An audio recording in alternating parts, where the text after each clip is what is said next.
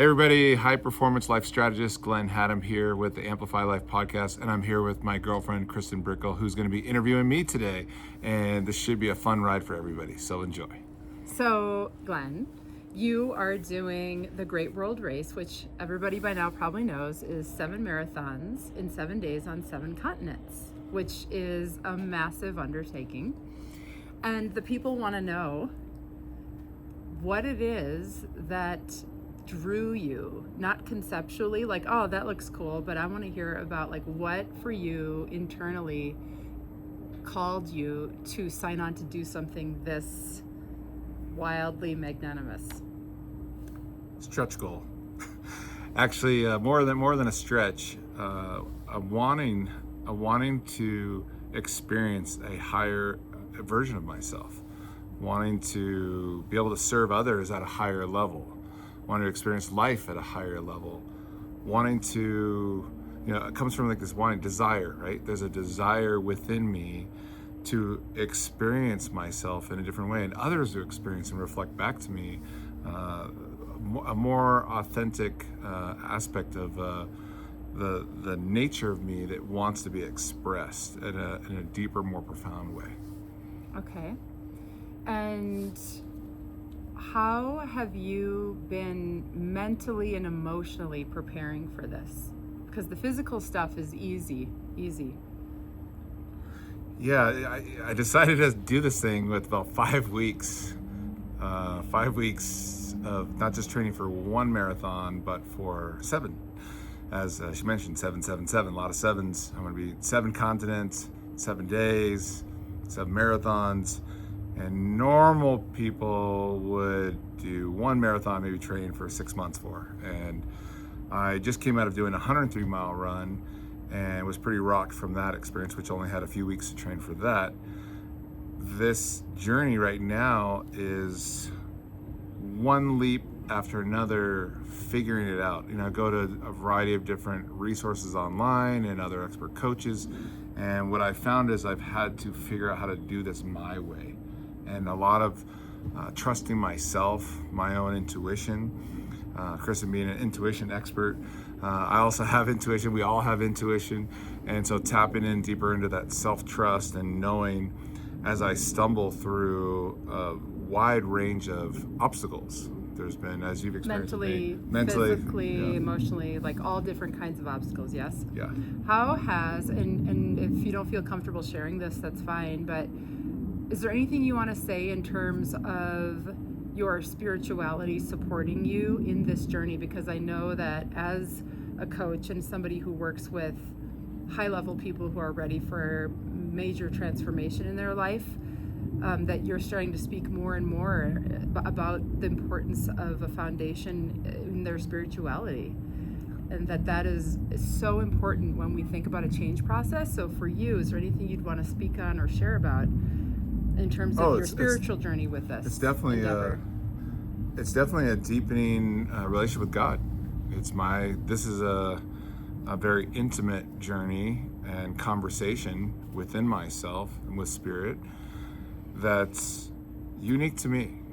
And each of us has an opportunity to move from the externals to quiet down and check in with the wisdom that's driving us, that's supporting us. And I feel very held by a greater authority on this journey that's kind of taking a leap of faith off this cliff onto this crazy wild venture that's opening me up to other adventures, that I'm not even aware of yet, that are to come in because of this, what I'm generating right now.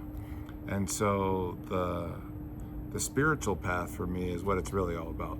It's a cycle that's running a course that keeps surprising me, keeps the self-doubt, the self-critic, the student. Like it's you messy. Being the student? Yeah. Oh, I'm used to being the coach all the time, but I'm also the student quite a bit. I spend quite a bit of time in deep contemplation and reflection and studies and Well, can I ask you something then? yes.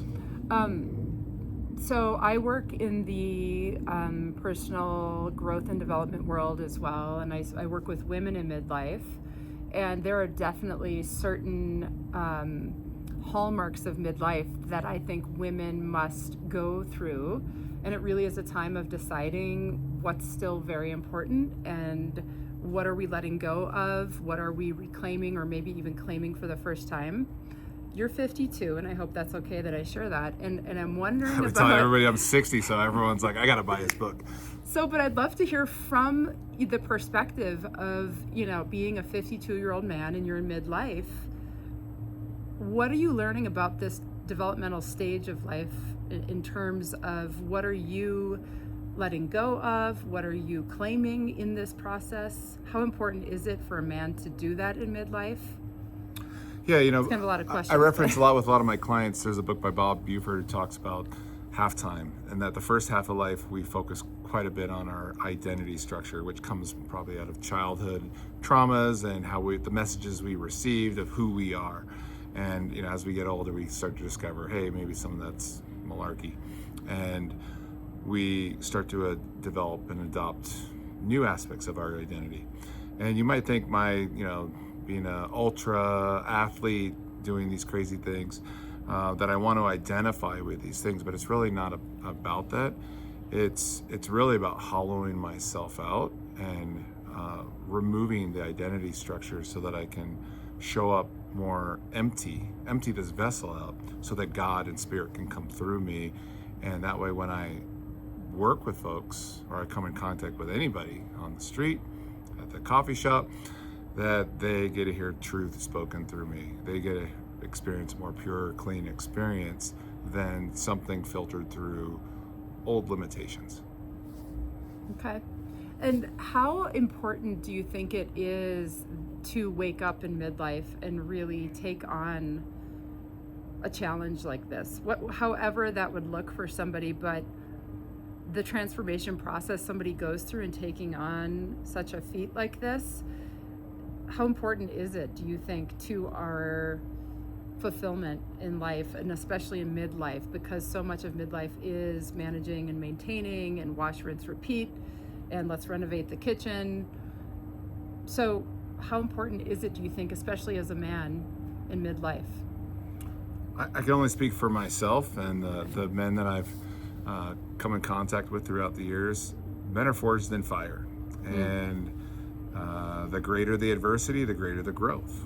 The greater the growth, the greater ability to serve. And we're here to serve. We're here to provide, protect, and it's also like the replenishment. If I am focused, there's no such thing as maintenance in the world. I know mountains seem like they're staying the same, but nothing stays the same. And everything in your life, if you're focusing on it intently, you can grow it. If you're not giving attention to the things in your life, well, they kind of go to hell in a handbasket. So what's neglected, nothing stays the same. We're like cotton candy, moving through life, evolving. But we resist that, though, right? We resist that everything changes constantly. It's hard. We resist it in our head, but life still keeps moving. Yes. Moving through us. So it's uncomfortable. I think that's why. There's discomfort that comes with a change process that most people change is like. Absolutely discomfort. Yeah. Anybody who tells you otherwise, run in the opposite direction. Change is about getting messy. This whole path I'm on right now is not laid out. Anyone who tells you they have a full roadmap for your life, run the opposite direction. There's no roadmap. There might be a couple steps laid out for you, but it's going to be a messy process. If you're really in the change process, it can be very hard and difficult. There can be factors that are things you weren't anticipating, weren't wanting to be part of the sandwich you're having to eat for that change you're desiring. So we have to, when we want new things in our life, we have to recognize that a new chapter is coming in, and that requires certain aspects of ourselves that don't belong anymore, that we've outgrown, that are limiting us, to burn off. And which means we have to adopt new beliefs. We have to make modifications to ourselves. We have to gain new insights, new skill sets, and become the person that can create this next level we want. because the current version of us can't do that. Can I just say something? I want to reflect something back to you. So when you were doing the 103-mile challenge and then very quickly decided to do this race, what I witnessed in you, and it was hard for me as your partner and home slice lady, was that there was a back and forth of, I'm certain I'm doing this, I'm uncertain, I don't know if I should do this, I'm gonna do it, I don't know if I should. And there was a back and forth that for me was really difficult. And I want to just say that as something shifted in the last 6 weeks, just in terms of what I've seen in your certainty and your clarity and your focus and your determination that nothing is going to stop you, and you're giving this everything you've got on every level, energetically, emotionally, financially, physically, your time, your energy, all of it, you're all in. And as your woman, it makes me want to trust you even more. And I think that's so powerful, to be able to lean in with you on this. And I had to make up my mind too that I was going to do that with you versus stay in my fear about your change process. Well, let's speak to a few different stages along that process, because even though it seems like it's a pivotal moment, there was a moment there as I finished the 103-mile run where I had already done some research. I was in conversations about doing this race, and I felt rocked from this previous race, because I was originally going to do 52 miles and then decided a few days before, let's do 103 instead. And no sleep for several days, and this was I ran 6 miles every 4 hours for 17 rounds, and it was an incredible feat, an incredible challenge, and I did it specifically to challenge myself and be out of my comfort zone. But what the recoil of that was that I no longer had access to my superpower, meaning my body surprisingly recovered very quickly. But my body was sending a message to my mind, hey, you're brain dead and you have no drive, no ambition. And the race director, hey, it's time to throw down a deposit, fundraising efforts, all these things were spinning around. You're wanting, what are you doing? Everybody, are you going to do this thing or not do this thing? And for 3 weeks, I was like this with this lever, because I was listening to myself and battling with, but that's a lot of normal. It's normal. I was battling with the hell yes, the hell no, right, or a maybe. And a maybe always means it's a no right now until I gather more data. So I was stuck in the really uncomfortable hell in the hallway of a maybe. So I was wanting to make the decision, didn't have what I needed to make the decision. I couldn't, in an integrity with myself, make that decision. So it took about 3 weeks of still pushing, pressing, backing off. In fact, I was even like, all right, maybe I'll just take a trip to Florida instead. In fact, this trip now, I'm gonna finish the last marathon, will be in Florida and get a little bit of relaxing time there. But it was like, hey, maybe maybe this is not a good decision at this time. So as a man, I know this goes on in my world, but delivering that to my woman, that's a lot of chaos. I'm not providing that framework. And so some conversations were with Kristen, and some conversations were with close friends and coaches and mentors. Is this a good decision? So I was soundboarding and weighing things out and doing what I needed for Glenn to come to the critical decision and risk, the front of, hey, what are you doing? I don't feel good about this. But I felt a switch when you decided. Yeah. And it was interesting because I just feel like I made the switch with you in terms of I'm going to love you through this. I'm going to support you through this. I'm going to lean in with you. I'm going to help you pack. I'm going to do whatever we need to do to get you to where you need to be. And that has felt good for me. But she didn't get to experience what I was going through, which was, again, all these conversations. And then I remember talking to one of my coaches in Ireland, and he's like, Glenn, why don't you just go for a nice walk on Saturday, go for a walk on Sunday, go for a walk on Monday, and then if you feel like it on Monday, jog a little bit. And then I remember I got a massage. It was Saturday morning, and the masseuse, she said, Mercury's in retrograde or whatever, and you'll be able to make a decision come Sunday. And I walked out of that massage very relaxed, very dropped in, I'm just going to go for a run. And I went out and ran 6 miles that Saturday. And then I ran 6 miles on Sunday. And then I ran 6 miles on Monday. And then I went for a long bike ride on Tuesday. And then Wednesday I did some sprint intervals. And I called the race director. I'm like, here's my deposit, I'm in. So but that whole time Right. was like a roller coaster.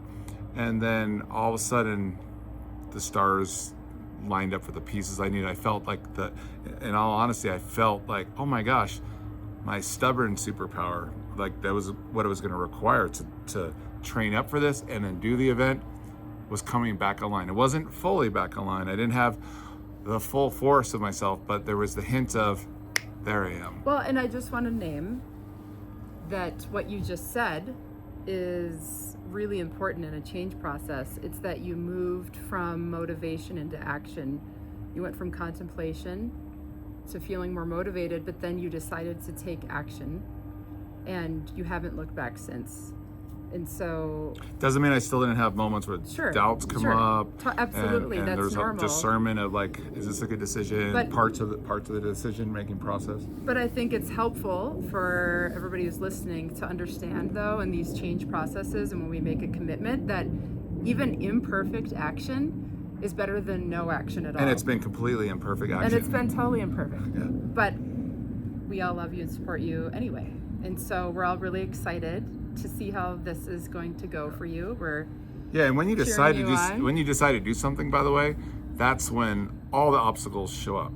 And when you're focused on like True. that dartboard and that target, and you've made that commitment, come hell or high water, no matter what, I'm gonna see this thing through. I'm all in I'm gonna bring my absolute certainty, and I'm gonna deal with whatever adversity comes. It shows up. But so long as your eyes stay on the goal as done, I'm gonna win this thing, I'm gonna have fun with this. So you do that prior to like doing the actual work.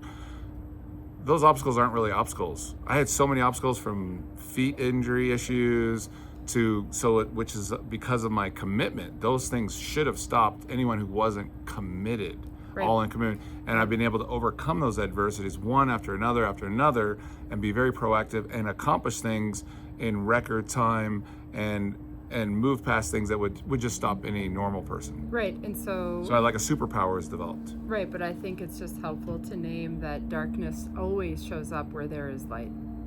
And that's just a part of how it goes.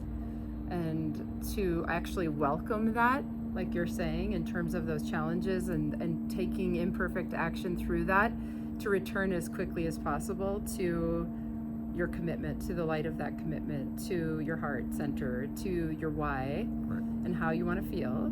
So not taking too much time to collapse to those things, but Right. leave space and room, not necessarily to resist that when it comes through, but to sit with the pain and discomfort. Of whether it's even, is this a good decision, or what did I get myself into? Checking the language that you're using with yourself, and discovering, like, in that darkness, there's a lot of good stuff there too. There is always. That really powerful leverage. Yes. And then what do I get to learn from the experience? A deep curiosity comes about, that what maybe originally was driving things, the why starts shifting more. So it started with a drive of, hey, I want to increase my capacity to serve others at a higher level, to I want to deepen a more intimate relationship with God on this journey, and I want to bump into the higher version of myself. I say this all the time. I'm not coming back the same person. People reflect this back to me all the time. And I don't even know what that looks like yet. So that's still a very intangible thing. So here I am, investing money, time, blood, sweat, resources. Trustworthiness. Trustworthiness. And our connections deepened during this process, and through lots of conversations. Yes. So from your work with I'm switching that into interviewer now. Oh, no. With your work being in the space of really helping people trust themselves and investigate themselves, and look at their patterns of behavior that are maybe old and limiting, and then seeding a new crop of possibilities for themselves. What's the one common thread that you see people are challenged with these days, and yet even though they want to change and even though they're challenged, they go all in on themselves. They go all in on, they have no choice but to do the work and to kind of shoot for the stars like I'm doing. Like, what's the common thread that you see happening when folks are wanting to change some things in their life, willing to do the work, willing to lean into those dark places and find the information they need in themselves, trust in themselves? Because you guide people, you don't necessarily come in and advise people, you help get them pointed in the right direction, help them point themselves. Mm-hmm. Well, I work mostly with women in midlife, and most of them come to me feeling exhausted, overwhelmed, stuck in over-functioning, or hyper-masculine in many ways, and too much human doing, not enough human being, and they've lost sense completely of their own essence, actually what their own desires are, what lights them up, what brings them joy and pleasure and happiness, and there's often a rigidity that they present with by the time I meet them. And so we slowly clear out and unwind that rigidity so that it actually finally feels safe enough to go in and investigate the underbelly of what that over-functioning is rooted in. So they come in to fix these superficial things and then discover through the process of transforming that with you that there are some underlining things going on that are hidden from view. Sure. So we talk about things like, with every client I sit with, what's the love imprint? Our love imprint forms with our mother. She's the first contact we have with love, right? For a woman, her courage and her confidence forms with her father. And so if there's wounding there, we see those issues later in life in terms of how people and women show up in relationships, marriages, how they are at work, how much energy they give or sometimes overgive to that point of depletion. And so at the core, what I often find and what we end up working with is a lot of it's so good and it's so painful to unpack also, but the worthiness wound, because if we're in a worthiness wound, we're collapsed. And if we're collapsed, we can't really receive, right? And so I just want to say for you, I've seen you in that period where you were deciding to go from the maybe to the hell yes. I think you found worthiness within yourself. You came to understand that you are worthy of this, of the investment on every level, and to go all in. Yeah, a lot of risk. A lot of risk, and we'll see how the reward all pans out for you. We'll see how it pans out. Here at towards the end of the month. But I'm excited for you. I thank you for spending this time today for us to just hear a little bit about your process, the why behind it, and we're going to be also curious. We'll have to do one of these post the Great World Race when you're back. Does that sound good? And how might folks find you online? I'm on all the socials, Kristen Brickl, Kristen Brickl. That's why everyone doesn't remember my website. Okay, so Anyway, that's how you do it. So thank you, though. Thank you, seriously, babe. Thank you for spending some time here today. thank you, love. Yes. Thank you guys for tuning in our little bubble. Yes.